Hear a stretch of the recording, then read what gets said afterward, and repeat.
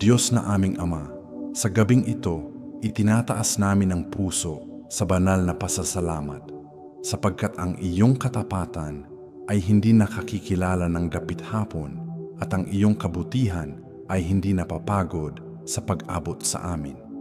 Payapa kaming nahihiga, tiyak na ang iyong paglingap ay nagbabantay sa amin at sa ilalim ng iyong pagtingin, ang lahat ng pagkabalisa ay nawawalan ng lakas at ang bawat takot ay natutunaw sa simoy ng iyong presensya.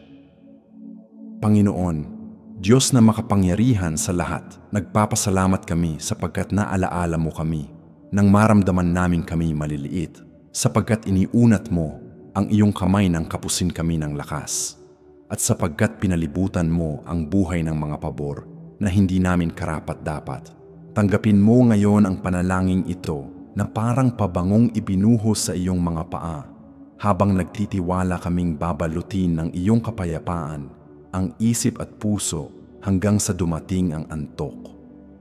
Pinagpalang Diyos, sa iyo ang karangalan, ang kaluwalhatian, ang lakas at ang papuri. Bumabangon ang aming kaluluwa gaya ng nag-aangat ng mga kamay upang sumamba. At bawat buntong hininga ng gabing ito ay isang pangungumpisal. Sa iyo kami nabibilang, kami binili sa halaga, at dahil dito, inihihiga namin ang ulo sa una ng iyong katapatan. Nananalig na ang iyong pag-ibig ay nag-aalis ng bawat takot. Salamat Panginoon sa mga ilang na hindi kami nilamon, sa mga unos na hindi kami nalunod, sa mga pintuang isinara mo upang iligtas kami, at sa mga pintuang binuksan mo upang kami lumago. Natutuhan naming mamahinga hindi sa nakikita, kundi sa sinasabi mo. At ang iyong salita ang umaakay sa aming kaluluwa sa pamamahinga ng gabing ito. Ama ng mga kaawaan, binago mo ang aming kasaysayan. Sumulat ka ng mga bagong kabanata kung saan tuldok lang ang aming nakikita. Nagsindi ka ng mga ilaw kung saan tila tiyak ang kadiliman. Kaya ngayon, kami nagpapahinga ng may tiwala. Batid na siyang nagpasimula ng mabuting gawa sa amin, ay siyang magtatapos nito. At habang kami natutulog, ang iyong probidensya ay patuloy na kumikilos sa katahimikan.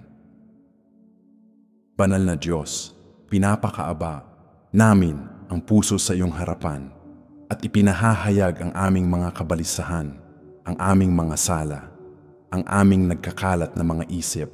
Hugasan mo kami sa dugo ni Hesukristo, baguhin ang isipan sa pamamagitan ng iyong katotohanan at ipagkaloob na ang mga huling pag-iisip ng araw ay maging pasasalamat upang ang tulog ay maging maamo, malalim at mapanumbalik.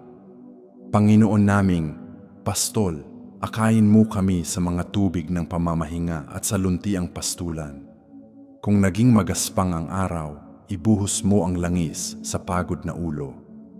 Kung nabalisa ang puso, ipahinga mo kami sa iyong kandungan. Kung iginigiit ng isipan na alalahanin ang mga laban, ipaalala mo sa amin ang iyong mga pagliligtas, sapagkat ang iyong kabutihan at ang iyong awa ay susunod sa amin maging sa gabi. Kataas-taasang Diyos, iunat mo ang iyong kublihan sa tahanang ito. Ingatan mo ang mga pinto at pintana. Dalawin mo ang bawat silid ng iyong kapayapaan. Maglagay ka ng mga bantay na makalangit sa tabi ng aming higaan. At naway walang palasong nagliliyab ang magtagumpay. Walang ingay ng kaluluwa ang mangingibabaw. Walang pana sa gabi ang sasapul sa amin. Sapagkat ang Panginoon ay pader sa palibot, ay magpamintakot sa iyo. Pat na Ama, itro mo sa aming isuko. Alisin mo sa aming mga kamay ang hindi namin kayang kontrolin. Pakalmahin mo ang pusong nauuna sa panahon. Patahimikin mo ang kaluluwang nagbabantay dahil sa takot. Ipagkaloob mo sa amin ang pamamahinga ng mga anak, hindi ang pagkaalipin ng napapagod, at nawa ang aming pagtitiwala ay mas malaki kaysa aming mga tanong. Panginoong Hesus, ipinahahayag namin, sa iyo kami nabibilang, kami iyo sa katawan, kaluluwa at espiritu. Ang krus ang aming kapayapaan. Ang iyong pag-ibig ang aming kapanatagan. Ang iyong salita ang aming angkla. Nawa ang bawat tibok ng puso habang kami natutulog ay maging tahimik na salmo, at ang bawat panaginip ay maging bukirin kung saan nagtatanim ka ng pag-asa at umaani ka ng papuri. Espiritu Santo, dalawin mo ang alaala ng kagalingan. Buwagin mo ang mga alaala na nananakit pa. Pagalingin mo ang mga sugat na nananariwa. At ibuhos mo ang langis ng kagalakan sa mga lugami. Nawa ang isip, tinahin ng iyong kapayapaan, ay huwag mapunit sa mga balisang pag-iisip, at ang pamamahinga ngayon ay maging binhi ng katatagan para sa kinabukasan. Diyos ng lahat ng kaaliwan, alalahanin mo ang mga lihim na tumatangis at yakapin mo ang mga hindi masabi kung saan masakit. Bigyan mo ng pahinga ang mga may sakit, magaan na paghinga ang mga balisa, at bagong awit ang mga tila na walan ng tinig. Nawa ang silid ay maging santuaryo, ang higaan ay dambana, at ang madamad madrugada ay templong pinaghaharian ng iyong presensya. Walang hanggang Ama, kung magdala ang gabi ng buntong hininga, naway maging pananabik sa langit. Kung magdala ng katahimikan, naway iyong tinig ang magpakalma sa amin. Kung magdala ng mga anino, naway iyong liwanag ang sumaiyo. At kapag bumigat ang mga talukap, naway iyong kamay ang sumubaybay sa amin, sapagkat nagbibigay ka sa iyong mga minamahal habang sila'y natutulog.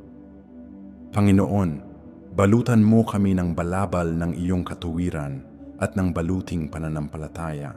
Ilagay mo sa isipan ang helmet ng kaligtasan. Ingatan mo ang puso sa kapayapaang higit sa lahat ng unawa, at itatag mo ang aming mga hakbang sa bato upang sa aming paggising magkaroon kami ng mga awit ng kagalakan at mga salita ng pasasalamat.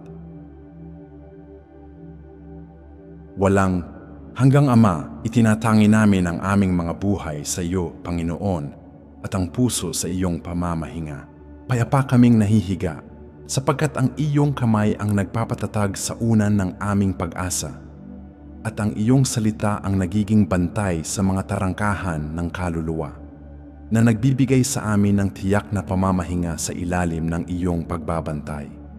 Panginoon, kung nanaisin ng mga pag-iisip na magpalaboy sa mga lambak ng pag-aalala, ipatanglaw mo sa amin ang magaan na pamatok ng iyong kalooban at ang maginhawang pasan ng iyong biyaya, upang ang bawat labis ay maglaho at ang mahalaga lamang ang maiwan. Ikaw ang aming kanlungan, ikaw ang aming kuta, at ang gabi sa iyong paglingap ay nagiging duyan ng kapayapaan. Diyos na nagbibigay sa iyong mga minamahal habang sila'y natutulog, ituro mo sa aming magtiwala ng walang pag-aatubili, maghandog ng walang paglaban at mamahinga ng walang pagkakasala. Naway huwag matagpuan ng madaling araw na kami balisa, kundi iniingatan ng pangako na ang panustos ay mula sa iyo at na ang mga bunga ng iyong kabutihan ay umaabot sa amin kahit pa nakapikit ang mga mata. Kataas-taasan, tatakan mo ang tahanang ito ng pagpapala ng iyong pangalan. Ilagay mo ang kapayapaan sa mga pintuan, ang katahimikan sa mga sulok, at banayad na liwanag sa mga isipan. Nawa ang bulong ng iyong presensya ay magpawi ng bawat sindak ng gabi, at salubungin nawa ng bukang liwayway ang aming kaluluwa na magaan, sapagkat tumatahan kami sa lilim ng kataas-taasang makapangyarihan. Ama ng pag-ibig, dinggin mo ang aming mga daing sa sandaling ito, at ipagkaloob mo sa amin ang banal na paglimot sa mga alalahanin, upang ang pagtulog ay maging tipan ng pagtitiwala. Sa aming pagbangon, naway maipahayag namin. Natulog kami at nagising sapagkat inaruga kami ng Panginoon, at minsan pang dinalaw kami ng kanyang kahabagan. Diyos na hindi umiidlip, habang kami nahihiga, nananatili kang mapagbantay. Habang kami nagpapahinga, ikaw ay kumikilos. Habang kami tumatahimik, ang iyong propidensya ang nagsasalita. Kaya, walang takot sa sindak ng gabi, inihahabilin namin ang aming pagkatao sa iyong paglingap. Tiyaking bukas ay may panibagong mga kaawaan tulad ng pagsikat ng araw.